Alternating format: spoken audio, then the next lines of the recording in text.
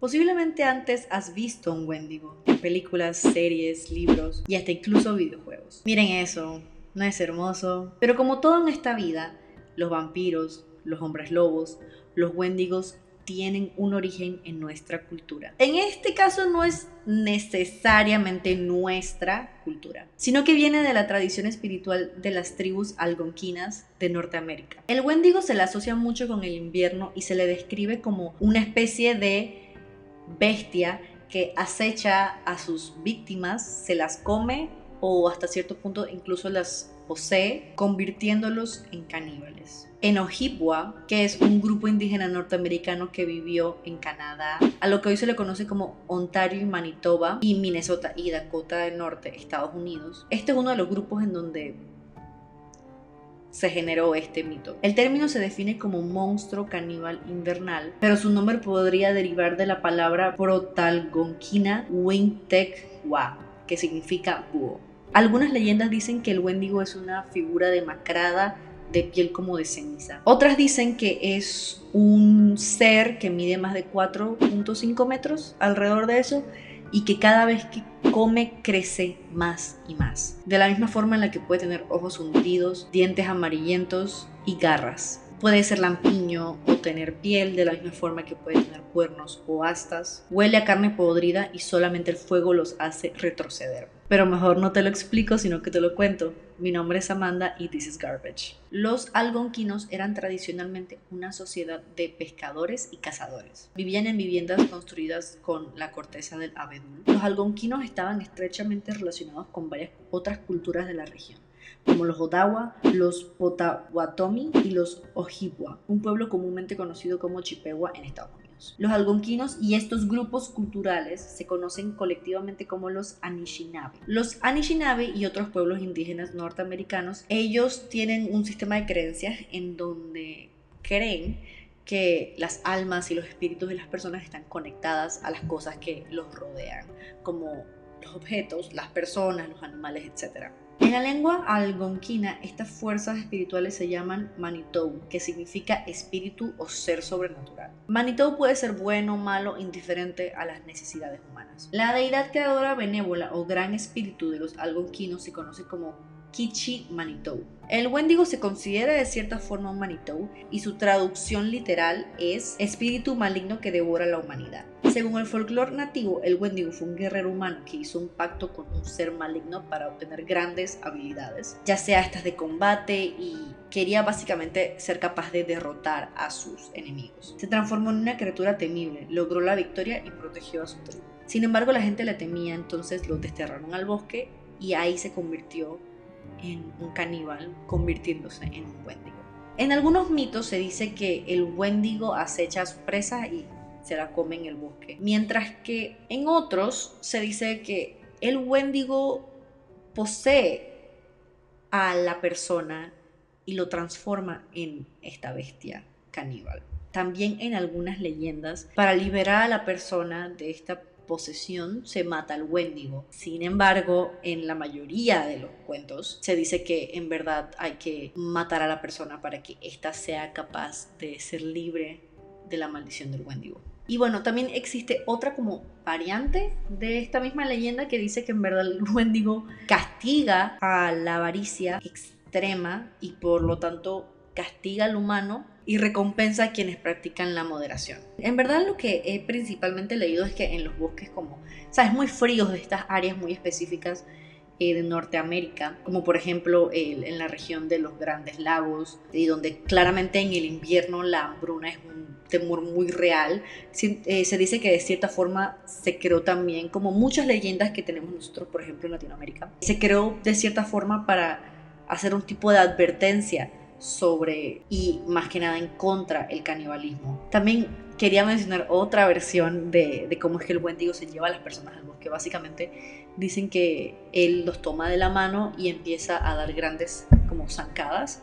Eventualmente en esas zancadas las huellas del humano se pierden y se dice que eso es cuando él levanta al humano y se lo devora. Sus uñas afiladas y dedos largos les ayudan a subir por árboles y muros. Son rápidos, pero poseen una desventaja estratégica. Su visión se basa en el movimiento, con lo que cuenta la leyenda: si te quedas completamente quieto, el Wendigo de hecho no te puede ver o incluso te va a dejar en paz. La primera mención escrita sobre el Wendigo aparece en un informe de 1636 de Paul Lejeune.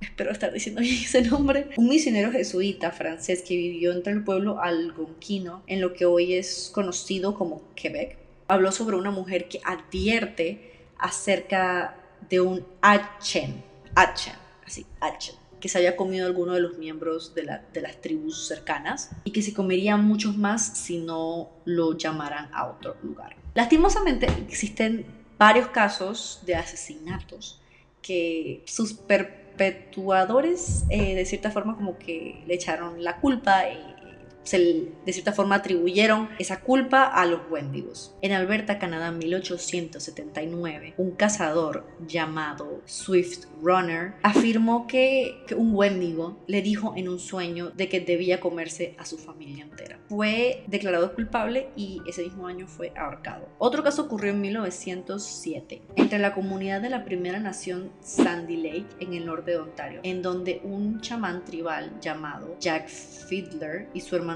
Joseph Fiddler fueron acusados del asesinato de la nuera de Joseph, a quien habían estrangulado para evitar que fuera poseída por un Wendigo. Sí.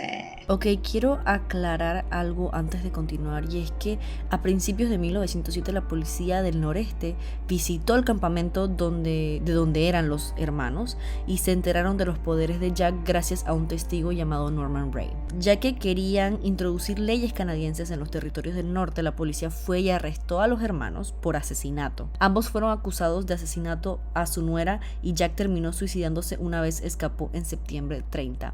Angus Ray dijo que la nuera fue asesinada mientras sufría dolores profundos y se encontraba incurablemente enferma. Esto era costumbre para ellos, ya que desconocían las leyes canadienses. Ray también dijo que era una creencia de su pueblo y que a ambos hermanos se les solía pedir que practicaran la eutanasia a los enfermos graves para prevenir la aparición de Wendigos. Durante siglos, muchos activistas indígenas han utilizado la historia del Wendigo para hablar sobre y abordar temas como el colonialismo, la violencia y la destrucción del medio ambiente. Ahora quiero contarles unas historias que encontré en Reddit solamente para que nos hagamos como la idea. He estado debatiendo si compartir esta historia con alguien fuera de mi pequeño círculo de personas que estaban ahí. Finales del otoño de 2010, en el norte de Canadá, me adentré en la naturaleza con mi padre y mi hermano mayor. Queríamos cazar alces. Salimos temprano por la mañana justo antes del amanecer intentando cubrir la mayoría de distancia posible antes del anochecer. Decidimos acampar a poco más de la mitad del camino. Mi padre calculó que haríamos el resto del viaje el día siguiente. Bueno, cuando todos se acostaron decidí ir a buscar leña y hacer mis necesidades junto a la orilla del río. Más allá de la línea de los árboles, a unos 15 metros, oí un crujido en los arbustos. Observé la zona donde oí el ruido y me concentré en ese punto. Sentí una especie de mareo y un hedor pútrido, como la leche rancia o comida podrida. Entonces vi que los árboles empezaban a transformarse y moverse muy levemente, y empezaron a tomar la forma de una cabeza y de ligeros rasgos faciales. Mis ojos comenzaron a acostumbrarse a la oscuridad y a lo largo de la línea de árboles pude escuchar una voz que venía de allí. La reconocí. La voz sonaba como la de un pariente que había fallecido recientemente. El rostro tomó la forma de mi pariente. Hola, dijo. Te he extrañado. Ven a verme. Sonreí y di un paso adelante, pero me detuve a analizar la situación. El rostro de mi pariente dejó de sonreír y se volvió inexpresivo. La piel comenzó a palidecer y desprenderse. Trozos de carne de sus mejillas comenzaron a caerse y sentí que la conmoción y el miedo abrumaban mi cuerpo. Comencé a retroceder y a dirigirme al campamento. No me di cuenta en ese momento que había estado caminando hacia la voz y estaba más lejos de la luz del fuego. La voz se enojó y comenzó a gritarme que viniera aquí, pero cuando miré hacia atrás, una vez más vi la cosa más repugnante que jamás había visto. Era carne podrida sobre hueso roído, ojos hundidos y una cavidad torácica hueca. Esta criatura humanoide era alta y súper delgada. Corrí por la orilla del río y oía las respiraciones pesadas y los pisotones de una cosa justo detrás de mí.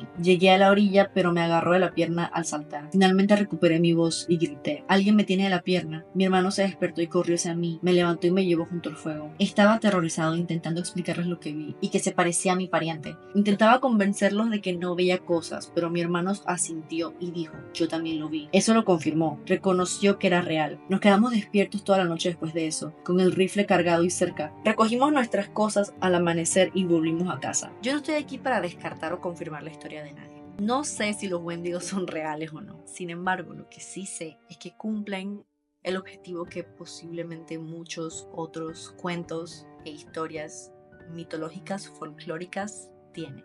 Y eso es enseñarnos algo. En este caso yo creo que los Wendigos nos hablan de la avaricia, que va más allá de simplemente comer carne humana. Es de cierta forma como tomar más de lo que necesitas, porque si tienes las plantas, los animales para alimentarte, ¿por qué tomarías la carne de tu compañero para tu propio combustible? También creo que depende mucho de quién esté contando la historia. Para mí, Amanda, eso es lo que representan los Wendigos. Pero tal vez para una persona de la tribu Ojibwa esto representa al hombre blanco que viene a tomar más de lo que necesita, que viene a colonizarlos. Un ejemplo de esto sería el poema Wendigo, que explora al Wendigo a través de la experiencia de un niño que está siendo acechado por él mismo. El poema describe la presencia del Wendigo, quien se revela como una manifestación de deseos insaciables y la corrupción interna del hombre. Eso es todo. Muchas gracias por venir a escucharme. Mi nombre es Amanda y this is Garbage.